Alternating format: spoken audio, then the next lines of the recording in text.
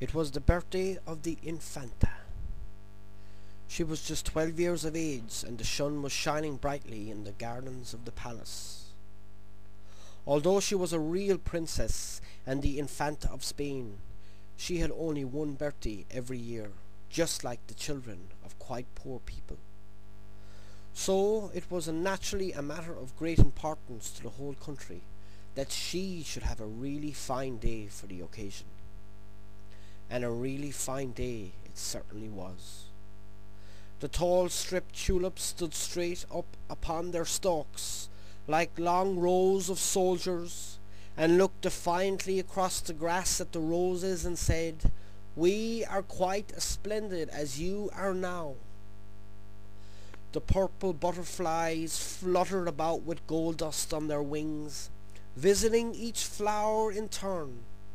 The little lizards crept out of the crevices of the wall and lay basking in the white glare, and the pomegranates split and cracked with the heat, and showed their bleeding red hearts.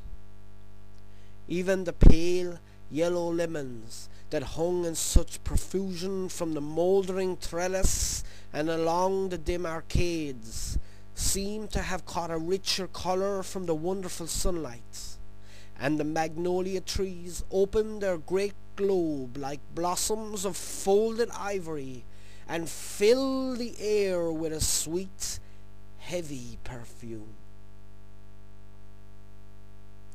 The little princess herself walked up and down the terrace with her companions, and played at hide and seek round the stone vases and the old moss-grown statues.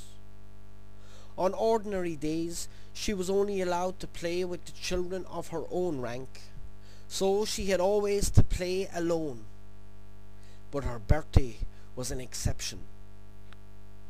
There was a stately grace about these slim Spanish children as they glided about, the boys with their large plumed hats and short fluttering cloaks, the girls holding up the trains of their long brocaded gowns, and shielding the sun from their eyes with huge fans of black and silver.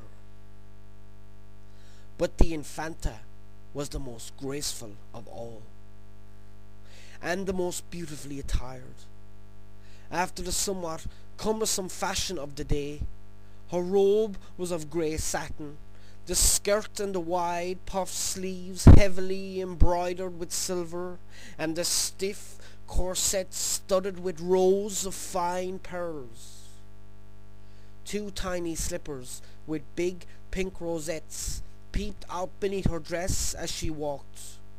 Pink and pearl was her great gaze fan, and in her hair, which like an aureole of faded gold stood out stiffly round her pale little face, she had a beautiful white rose.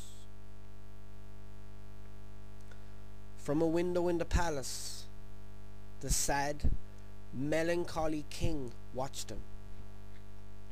Behind him stood his brother, Don Pedro of Aragon, whom he hated, and his confessor, the Grand Inquisitor of Granada, sat by his side. Sadder even than usual was the king, for as he looked at the Infanta bowing with childish gravity to the assembling counters, or laughing behind her fan at the grim Duchess of Albuquerque, who always accompanied her, he thought of the young queen, her mother, who but a short time before, so it seemed to him, had come from the gay country of France, and had withered away in the sombre splendour of the Spanish court, dying just 6 months after the birth of her child, and before she had seen the almonds blossom twice in the orchard, or plucked the second year's fruit from the old gnarled fig tree that stood in the centre of the now grass-grown courtyard. So great had been his love for her, that he had not suffered even the grave to hide her from him. She had been embalmed by a Moorish physician, who in return for his service had been granted his life, which, for heresy and suspicion of magical practices, had been already forfeited.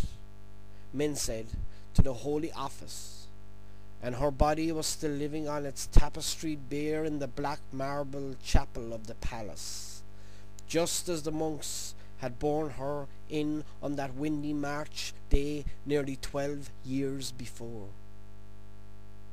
Once every month the king, wrapped in a dark cloak and with a muffled lantern in his hand, went and knelt by her side, calling out, "My Rana, my Rana," and sometimes, breaking through the formal etiquette that in Spain governs every separate action of life and sets limits even to the sorrow of a king, he would clutch at the pale, jewelled hands in a wild agony of grief, and try to wake by his mad kisses the cold, painted face.